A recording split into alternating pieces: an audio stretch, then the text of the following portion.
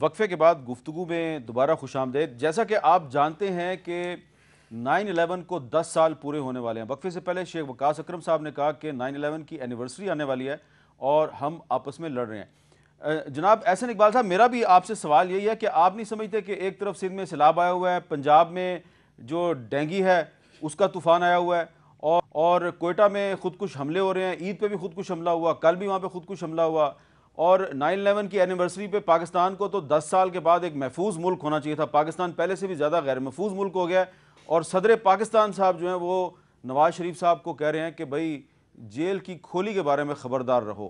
تو آپ یہ نہیں سمجھتے کہ اس صورتحال میں کم از کم سیاسی جماعتوں کو کسی محدود ایجنڈے پہ اتفاق رائے کی ضرورت ہے؟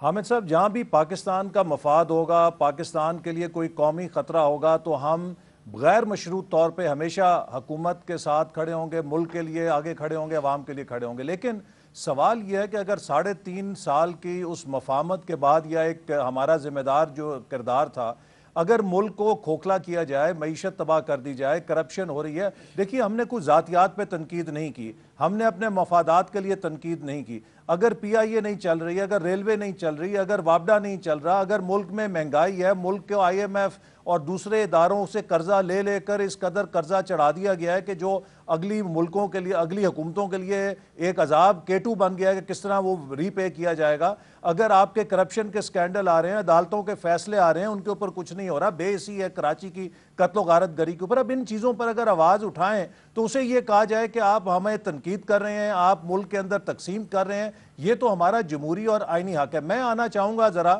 جو فوجی مداخلت کے حوالے سے آپ نے بات کی، یہ بڑی اہم بات ہے۔ دیکھیے حامد صاحب، اگر پاکستان میں فوجی انٹرونشن کسی مسئلے کا حل ہوتا تو دنیا کا پاکستان کامیاب ترین ملک ہوتا، چونکہ اس عذاب کو جتنا ہم نے بھگتا ہے اپنی 60-65 سال کی تاریخ میں، شاید کسی اور ملک نے اتنا یہ عذاب نہیں بھگتا۔ دوسری بات یہ ہے کہ اگر آپ تاریخ دیکھیے ابھی تازہ، ترکی اور انڈونیشیا وہ ملک تھے جہاں فوج کا آئینی کردار تھا، لیکن دونوں جگہ وہاں کی فوجیں بھی سمجھ گئیں کہ اگر ملک ترقی کرتے ہیں تو سول، آئینی، جمہوری اداروں کی ایولوشن سے، ان کی ترقی سے ہی مضبوطی سے ملک آگے چل سکتا ہے۔ اب تیسری بات یہ ہے کہ یہ جو حکومت ہے اس کو جمہوریت کے کھاتے میں ڈالنا بھی بہت ناانصافی ہے۔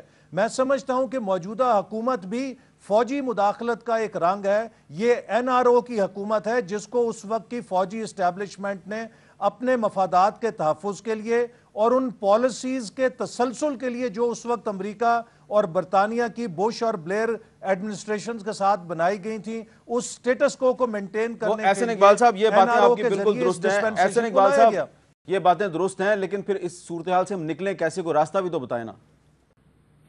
دیکھیے اس صورتحال سے نکلنے کا ایک ہی راستہ ہے کہ ملک کے جمہوری اداروں کو مضبوط کیا جائے۔ میں آپ کو مثال دوبارہ دیتا ہوں، پارلیمنٹ میں نے تقریر کی، ہماری جماعت نے مطالبہ کیا کہ سیکیورٹی کے اداروں سے بریفنگ دلائی جائے قومی اسمبلی کو، کراچی کے اندر یہ کون لوگ ہیں جو یہ سب کچھ کر رہے ہیں، کیا یہ ہمارے اداروں سے بڑے ہیں یا ہمارے اداروں کو ہاتھ روکا ہوا ہے، کام نہیں کرنے دیا جا رہا۔ حکومت نے قومی اسمبلی میں تو سیکیورٹی کے اداروں کی بریفنگ نہیں کی، اب سپریم کورٹ میں جا کر سارے سیکیورٹی کے ادارے پیش کر رہے ہیں۔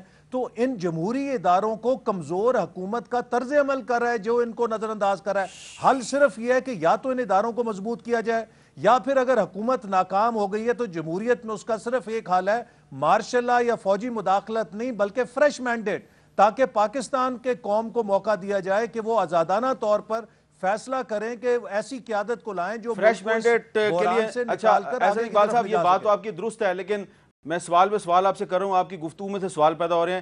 ٹھیک ہے، فرض کریں کہ فریش مینڈیٹ کا فیصلہ ہو جاتا ہے، کیا اس وقت کراچی میں اور بلوچستان میں نئے انتخابات ہو سکتے ہیں؟ بالکل ہو سکتے ہیں۔ آپ نے دیکھا ہے کہ کراچی میں پہلے بھی ہوئے، قبائلی علاقوں کے اندر بھی ہو سکے ہیں اگر ایک نیشنل کنسنسس ہو۔ کراچی میں کوئی مسئلہ نہیں ہے، اصل مسئلہ یہ کہ اس وقت کی جو رولنگ کولیشن ہے، تینوں پارٹیز اپنے اپنے مسلح جتھوں کا دفاع کر رہی ہیں، اور اگر ملک کے اندر ایک نیوٹرل گورنمنٹ ہوگی الیکشن کی نگرانی کرنے کے لیے، یہ بہت اہم بات کیا آپ نے، یہ آپ نے بہت اہم بات کیا ہے شیخ وقاص صاحب۔ اکارڈنگ ٹو احسن اقبال صاحب، حکومت میں شامل جماعتیں اپنے اپنے مسلح جتھوں یعنی ملیٹنٹ ونگز کا دفاع کر رہی ہیں، تو ایسے حالات میں آپ اس جمہوریت کو، اس حکومت کو کیسے چلائیں گے؟ دیکھیں جو کراچی کی صورتحال ہے حامد صاحب، اس میں تو یہی نظر آتا ہے کہ بالکل جس طرح ڈی جی رینجرز کا بیان ہے، جو اخباریں بتاتی ہیں، جو آپ کا میڈیا بتاتا ہے کہ لوگوں کے پارٹیوں کے ملیٹنٹ ونگز موجود ہیں جن کو سیاسی سرپرستی بھی حاصل ہے، وہ ان کے پولیٹیکل باسز کی مرضی سے ہے یا نہیں ہے، وہ ایک علیحدہ کویشچن ہے۔ جہاں پہ سیاسی پارٹیوں کے اپنے ملیٹنٹ ونگز نہیں ہیں، وہاں پنجاب کی طرح انہوں نے دوسری ملیٹنٹ آرگنائزیشنز کو اڈاپٹ کیا ہوا ہے، تو آلموسٹ پورے پاکستان کے اندر ایک سی صورتحال ہے۔ پنجاب کی طرح کیا مطلب؟ مطلب پنجاب میں کالعدم جماعتوں کی سرپرستی حکومت کر لیتی ہے، وہاں وہ شاید اپنے جو ہے وہ ملیٹنٹ ونگز کی سرپرستی کرتے ہوں۔ سو یہ پورے پاکستان میں ایک سی صورتحال ہے۔ میرے خیال میں یہ تمام سیاسی جماعتوں کو، چاہے وہ کسی بھی صوبے میں حکومت کر رہی ہوں، چاہے وہ مرکز میں بیٹھی ہوں، ان کو یہ زیرو ٹالرنس کی پالیسی جو ہے شدت پسندوں، ملیٹنٹ ونگز اور تمام وہ لوگ جو بدماش ہیں، جو سیاسی اینٹیٹیز اور سیاستدانوں کو بدنام کرتے ہیں، ان پہ سے ہاتھ اٹھا لینا چاہیے۔ احسن بھائی نے ذکر کیا فوجیوں کے حوالے سے، بالکل ٹھیک ہے، اگر فوج حل ہوتی تو شاید، مگر بدقسمتی یہ ہے کہ ہم پولیٹیشن سے ٹریک ریکارڈ ڈیولپمنٹ، پروگریس اور ترقی کا فوجی دور کا ہمیشہ زیادہ رہا ہے۔ آپ جنرل ایوب سے لے کے جنرل مشرف تک دیکھ لیں، باقی معاملات پاکستان ٹوٹتا بھی ہے تو فوجی دور میں ٹوٹتا ہے۔ بالکل ایسے ہی ہے، بالکل بڑا ایسے اچھا ہی، بالکل۔ مجھے بات مکمل کر لیں دیں۔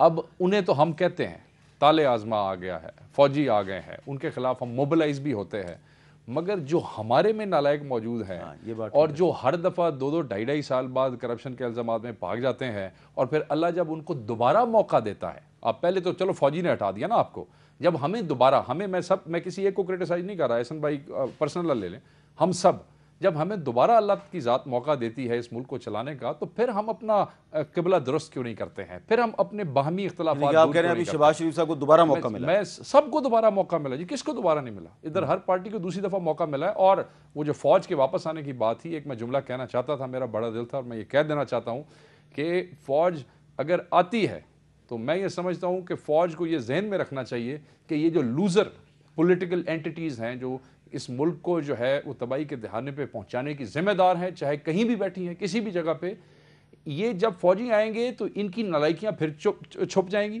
اور یہ جو ہماری بھولی قوم ہے، ان کو یہ دوبارہ تقریریں کریں گے کہ تالے آزما آ گئے، فوجی بوٹ آ گئے، ان سے ان کی ڈیلیورنس اور ان کی انکمپیٹنس کو کوئی نہیں پوچھے گا، اور یہ جو لوزر پولیٹیکل اینٹیٹیز ہیں یہ مظلوم بن جائیں گی۔ تو میرے خیال میں فوج کو بھی ان کو اب ان کی انکمپیٹنس کی پیک پہ عوام کے سامنے ایکسپوز ہونے دینا چاہیے۔ آپ یہ کہہ رہے ہیں سب کے لیے آپ فوج کو اپیل کریں کہ خدا کے لیے انہیں سیاسی شہید مت بناؤ، یہی کہہ رہے ہیں؟ نہ بنائیں۔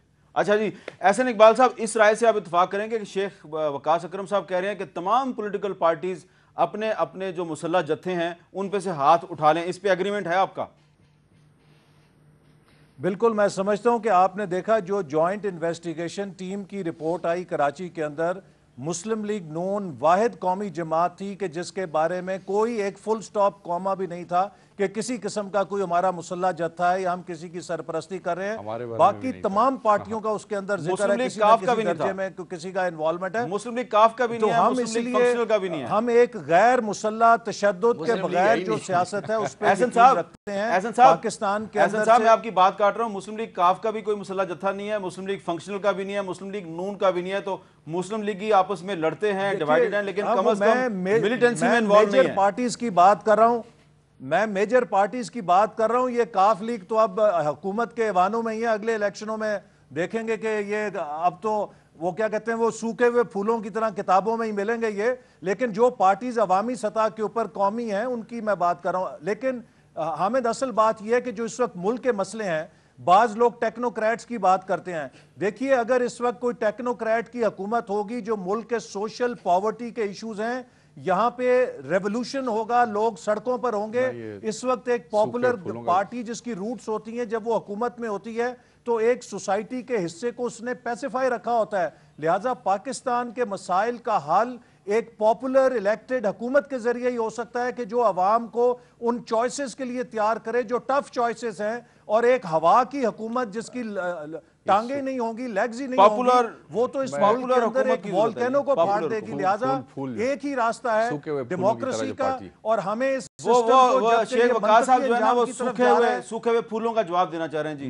मैं सिर्फ एहसन भाई से बड़े एहतराम अब के के साथ बिछड़े तो फिर किताबों में किताबों मिलेंगे, में मैं सिर्फ ये कहना चाहता हूँ कि यही अब के बिछड़े तो फिर ख्वाबों में मिलेंगे, जिस तरह सूखे हुए फूल किताबों में मिलेंगे। मैं सिर्फ ये कहना चाहता हूँ कि यही नॉन पॉलिटिकल वो रवैया है कि आप कोई एंटिटी छोटी है या बड़ी है, आप उसको इस तरह रद्द करते हैं जैसे वो मैटर ही नहीं करते।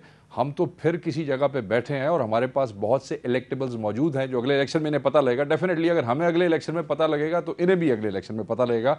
इनके लिए तो इमरान खान साहब ही काफ़ी हैं पंजाब में इनको डिसलॉज करने के लिए, हम तो इनसे बाद में निपटेंगे। तो इसका मतलब है इमरान खान साहब जो हैं वो आपके हाथ मजबूत कर रहे हैं। देखें ना, हमारी तो इन्हें आजकल थोड़ी तकलीफ होती है, हम पे कम हमारे खिलाफ बोलते हैं। वो इमरान खान के देखिए, लिए ज्यादा लोगों खिलाफ को बोलते पता हैं। है कौन किसकी बी इमरान टीम है। लोग खान समझ गए हैं कि इमरान खान साहब भी जरदारी साहब की बी टीम है, और इमरान खान को वोट देना, जरदारी साहब को वोट देना, हमें उनसे कोई खतरा अच्छा नहीं जी, है। एक वक्फा इंशाल्लाह लेते हैं और मैं वक्फे ये के बाद कहता इस हूं कि मौजू पे नाजी साहब से बात करेंगे, क्योंकि इमरान खान साहब मौजूद नहीं है, उनकी पार्टी की रिप्रेजेंटेशन नहीं है, इसलिए मैं उनकी बात ठीक है, लेकिन शेख वकास साहब ने उनका किस्सा छेड़ा, लेकिन वो मौजूद नहीं है, इसलिए मैं चाहता हूँ कि उनके बारे में बात ना कीजिए। वक्फे के बाद दोबारा मिलते हैं।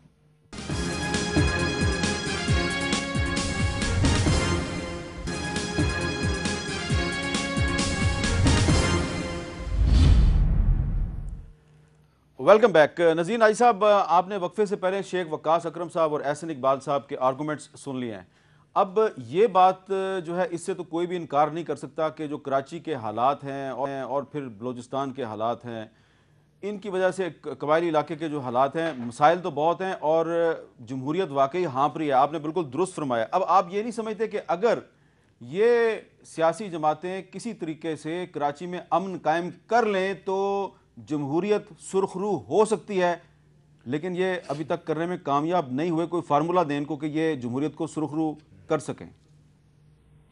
देखिए, खैर मेरे पास तो ऐसे फार्मूले नहीं हैं। फार्मूले तो तारीखी अमल से ही निकलते हैं और निकलेंगे। पहली बात तो मैं ये अर्ज़ कर दूं कि हम कराची के बारे में या कहीं बलूचिस्तान या फाटा के बारे में ये सोचने लगते हैं कि हमारी किसी तरकीब से अमन हो जाएगा। ऐसा हुआ नहीं करता। सियासी जमातें या हुकूमतें टेररिज्म को जन्म तो दे सकती हैं, लेकिन ख़त्म करना उनके बस में नहीं होता।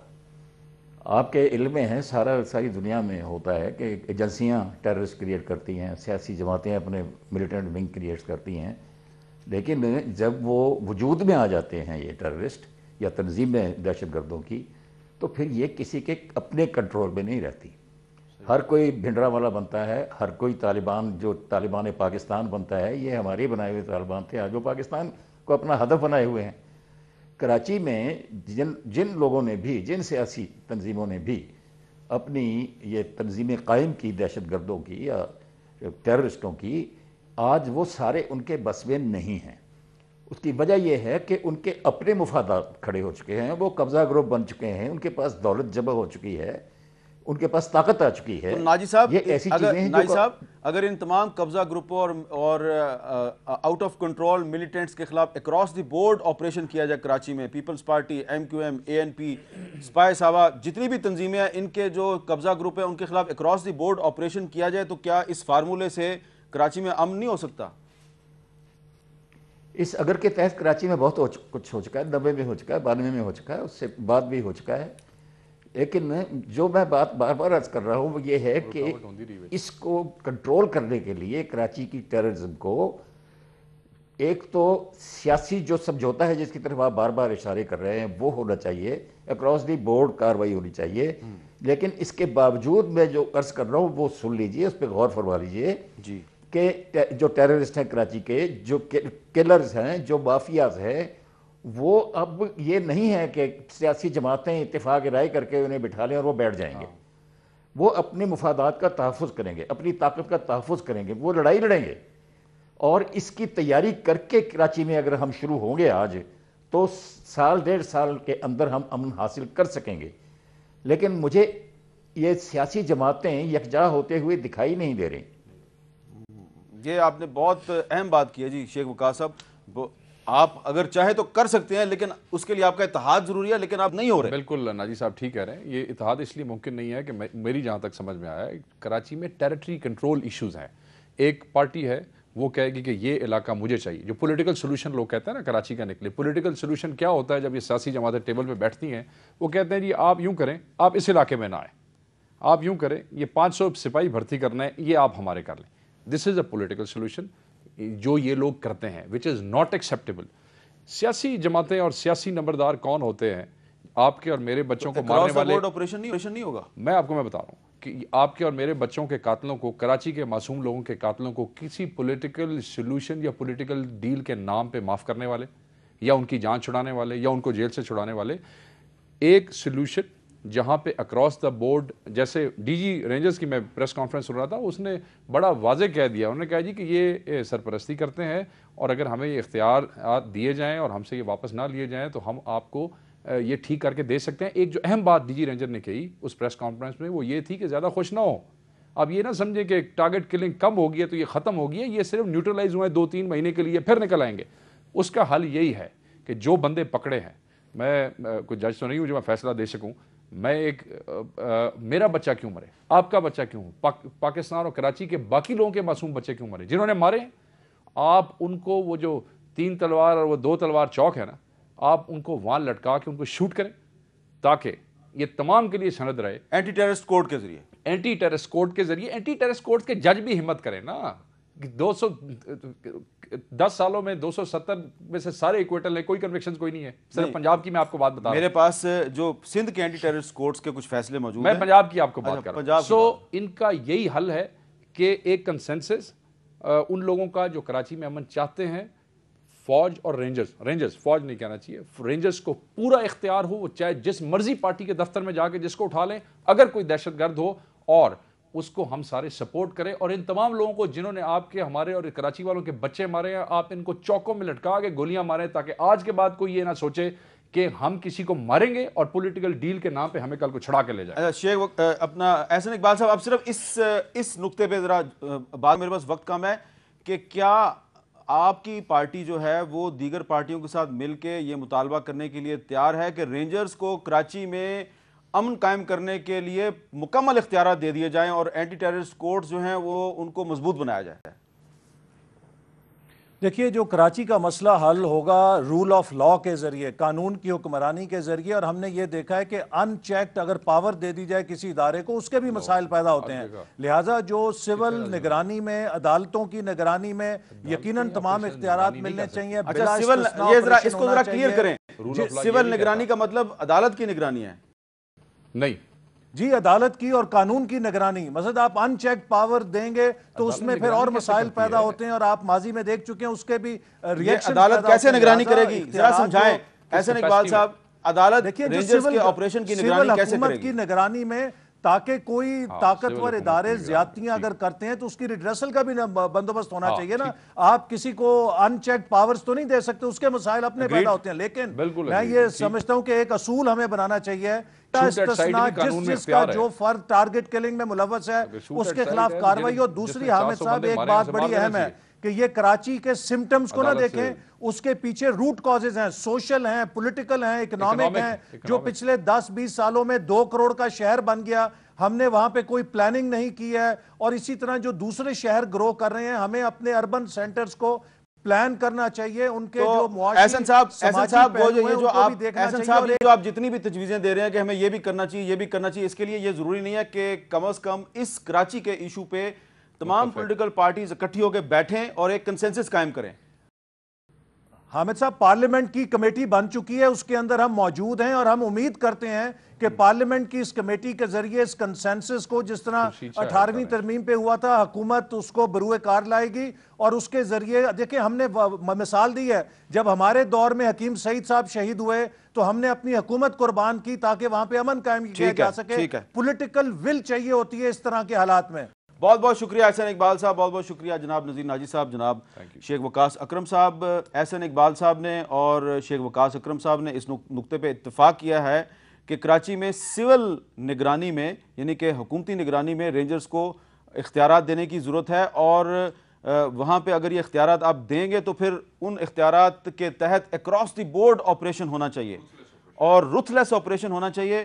اور چلتے چلتے میں آپ کو یہ بھی بتاتا چلوں کہ آج وفاقی کابینہ کے اجلاس میں وزیر داخلہ رحمان ملک صاحب نے مختلف پولیٹیکل پارٹیز کے جو وزراء تھے ان کی موجودگی میں کابینہ کو یہ بتایا ہے کہ جو کراچی میں دہشت گردی ہے، ٹارگٹ کلنگ ہے، اس میں صرف ایک پارٹی ملوث نہیں ہے، بلکہ ٹارگٹ کلرز میں پیپلز پارٹی اور ANP کے لوگ بھی ملوث ہیں اور MQM کے لوگ بھی ملوث ہیں۔ ان کے اعترافی بیانات وہاں پہ ان کو سنائے گئے اور وہ بیانات سن کے کچھ وزراء نے کچھ سوالات اٹھائے، لیکن پھر اس پہ کنسنسس پایا گیا کہ ٹیررسٹ اور ٹارگٹ کلر خواہ MQM کا ہو، پیپلز پارٹی کا ہو، ANP کا ہو، خواہ کسی اور بھی پارٹی کا ہو، اس کو سزا ملنی چاہیے۔ تو اگر حکومت جو ہے پولیٹیکل ول کے ذریعے کابینہ کے اجلاس میں دی جانے والی اس بریفنگ کو مٹیریلائز کرتی ہے اور کراچی میں آپریشن بھی اسی طریقے سے ہوتا ہے اور پیپلز پارٹی اور ANP اپنے جو ٹارگٹ کلرز ہیں ان کو بچانے کی کوشش نہیں کرتی، تو شاید کراچی میں امن کی کوئی امید قائم ہو جائے، شاید جمہوریت سرخرو ہو جائے۔